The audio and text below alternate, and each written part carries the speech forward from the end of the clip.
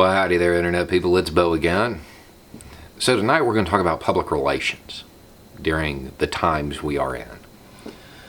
There were a few people who voiced concern that I brought the administration into that last video and talked about their leadership. The two things are inseparable. You cannot talk about what's going on right now without talking about the utter failure that is the Trump administration. Can't do it. Now, at the same time that people are saying, oh, we need to rally behind him and leave politics out of this, which I can understand on some level, they have no problem with the administration using this crisis for PR stunts. And they are PR stunts.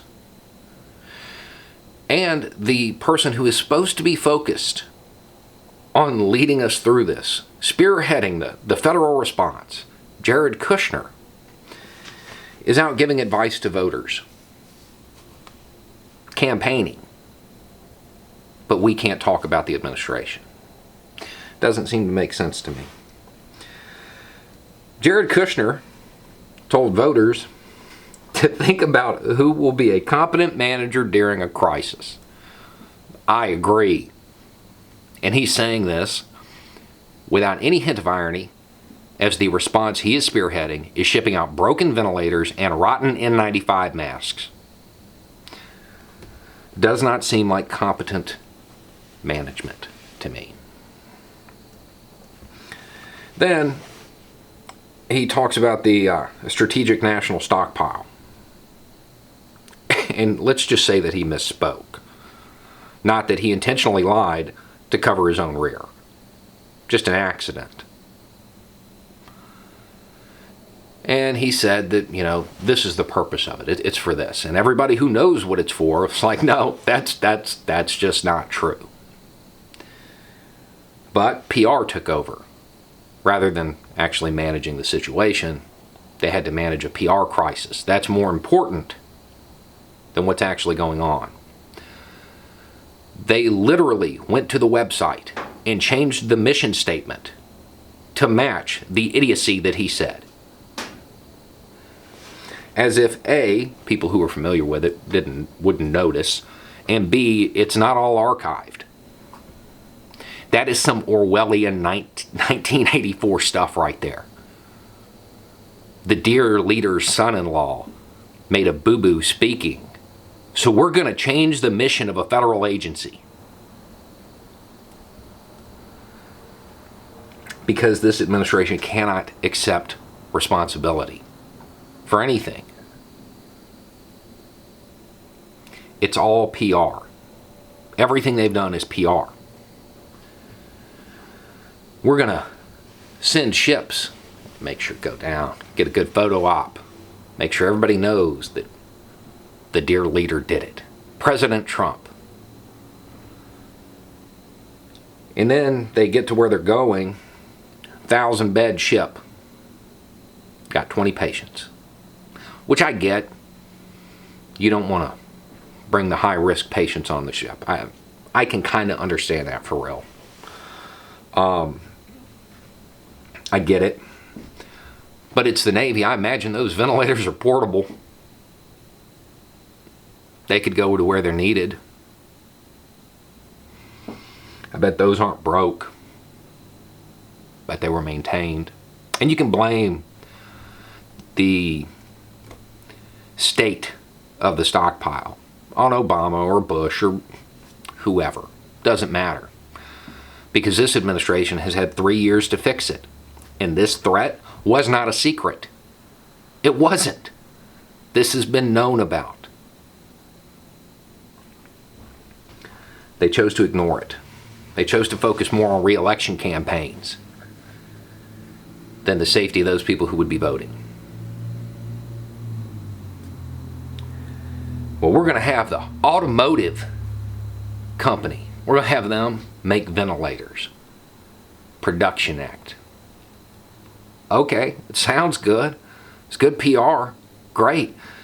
But see, the administration never actually sent the order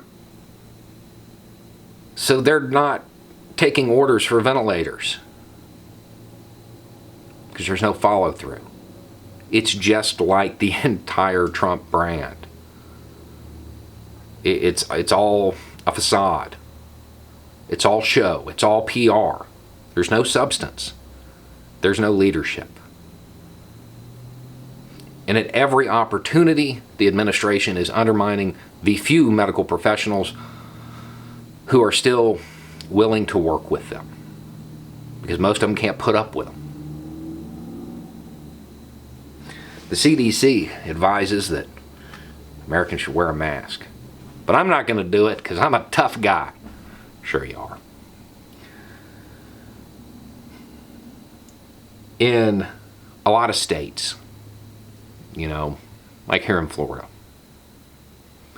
it seems right now that the administration is doing an okay job by the metric that they use. Poll numbers.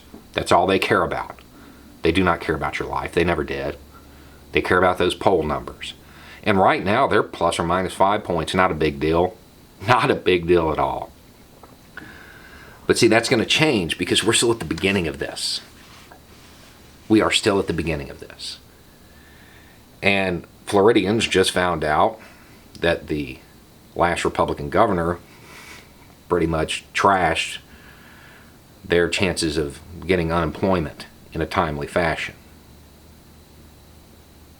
That's probably going to weigh on their minds. It's also probably going to weigh on their minds when they find out that every VA hospital now has a reefer truck sitting outside of it. This isn't over. Now, there are medical professionals out there doing their jobs, working day and night trying to mitigate this.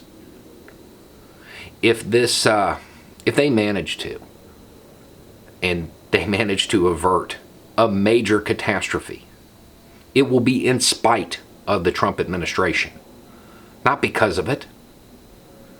The administration has offered zero leadership. None.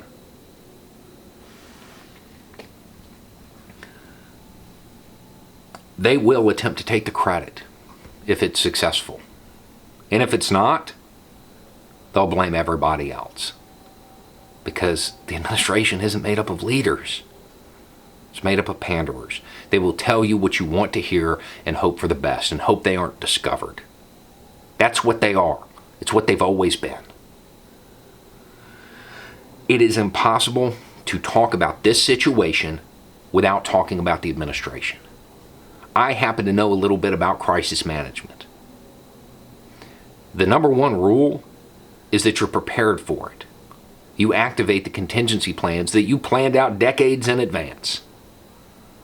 You're prepared. You're ready. You don't downplay it. And you listen to the experts. These are things the administration has not done and will not do because their egos will get in the way. I want you to think about the amount of time that must have been devoted to deciding to change the website because dear leader's son misspoke, son-in-law. They're covering all their bases there, but they're not doing it when it matters to your life. Yeah, I think Kushner is right. You need to think about who would be a competent manager in a time of crisis. Because the reality is, this didn't have to be one. It didn't have to be one. Go back to the first video I filmed on this. I was completely unworried. Because I'm familiar with the plans. I know what the government is capable of in this regard if they're allowed to do their jobs. If they don't have an administration hamstringing them.